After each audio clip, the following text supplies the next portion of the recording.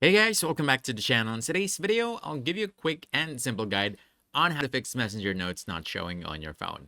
So let's get started. So first, what you can do is you can go to your Play Store and you want to make sure that Messenger is updated. So just type in here, Messenger.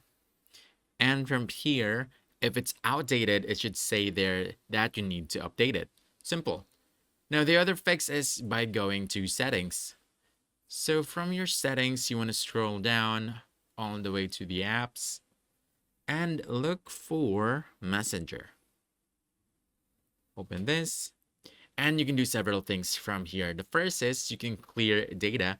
At the very bottom, there should be an option for you to clear data, but you can also click storage.